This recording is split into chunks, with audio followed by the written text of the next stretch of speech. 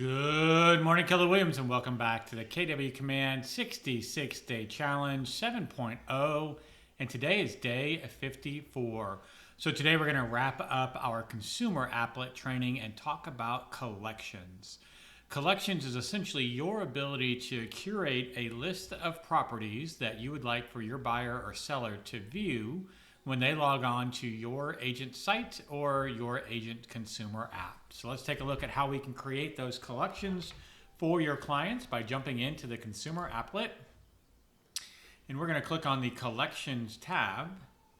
And to start a new collection, we're simply going to click on create a collection. So yesterday we had old Maverick sign up for our consumer site, and now we want to start sending Maverick properties that match what he is looking for. So let's say he's interested in Katy, Texas, and he also has 4 daughters. I'm not sure if you knew this. So he's got to have at least 5 bedrooms. And with 4 daughters, he's got to have at least 4 bathrooms. He wants to say somewhere between 400,000 and 600,000. And with that many daughters, he's got to have at least 30,000 square feet. His wife wouldn't have it any other way. We're looking for a single family home, and we want to make sure that it is an active property. So if we click on Apply Filters, you're going to see that we now have a list of 10 properties that we can select from that might be a good fit for Maverick and his family. So what we can do from here is start viewing the properties and determine if they would be a good fit. So we could click on the first one. It's going to bring up the property in a new window, and we can kind of get an idea. We can view through, right? Here's what the setup is. Here's the price point, year built, construction, all of the information. And we can do that with each one of these homes as we walk through and kind of check them out. So here's the next one. This one has power lines. I can already tell you Maverick doesn't like power lines. So we're going to skip that one. Let's go over to Acapulco. And same property, perhaps? I don't know. It looks like the exact same photo, ironically. But either way, it's got power lines, so we're not going with that one. But you can see how you would do this, right? You would go through each one of these properties. You can even view the photos. You can get more information on the properties. And then you're going to decide which of these properties you want to include in this collection. So let's just choose these 6 or so properties.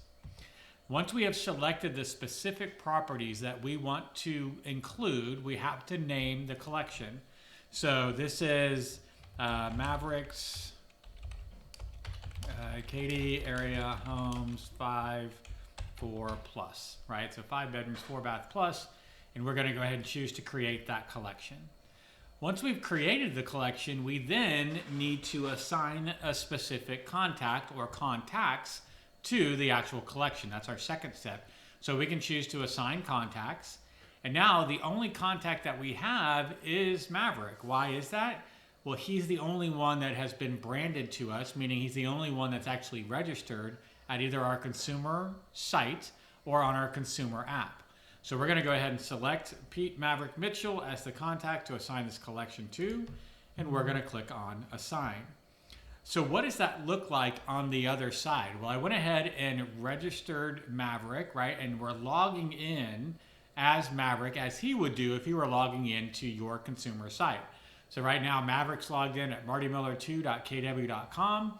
He has this ability to go to Feed, and then he can click on Collection Updates and see here are all of the properties that I just loaded for him to view.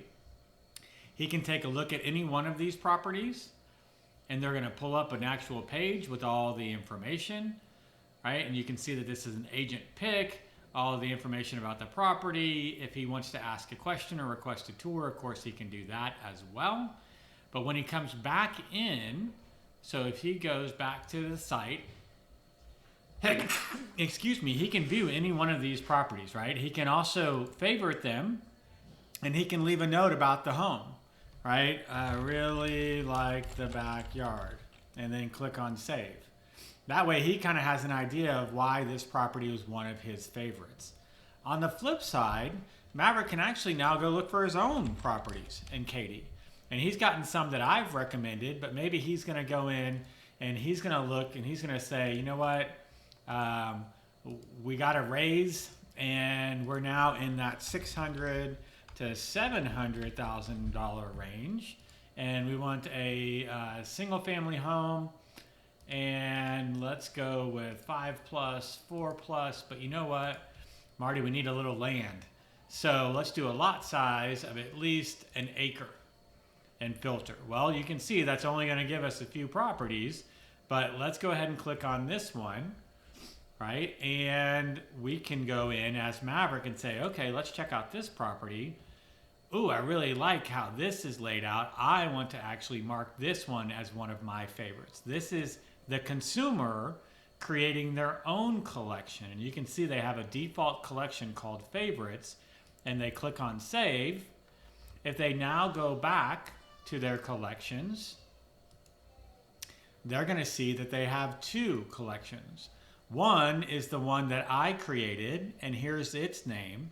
And then we have a second one that the consumer themselves created as well. So I just wanted to give you the viewpoint of what that looks like, right? We liked this property, and then this is the one that I sent. That's why this property is in Maverick's favorites. But Maverick did some searching on his own and found a property that he liked as well, so he added that property. So this is essentially collections, and you can see how an agent can add properties to a collection, and a consumer can add properties to a collection. By the way, if you start talking to Maverick and he says, hey, you know what, there was a couple properties in there that we didn't care for. One of them was at Desert Cliff Court, right? Well, you could then go in to Maverick's collection, you could edit it, and you could choose to remove the one that was at Desert Cliff Court. So we're going to check that property, right? And then we are going to, let's see, we can actually go in and remove under bulk action that property from the collection. So now when Maverick logs in, he's only going to see these 5 properties. Guys, this can be used for buyers, but there's a lot of other ways that you can actually use this. You could send a collection of properties for a seller, right? Properties in the neighborhood that are similar comps, just so they can kind of keep an eye on that. You could have somebody that wants to do a remodel, and they say, hey, you know what, I'm looking for some good properties that are commanding a high value with pools or amazing kitchens, and you could create those sorts of collections. One thing to note is that when a property changes status, it is not removed from the collection.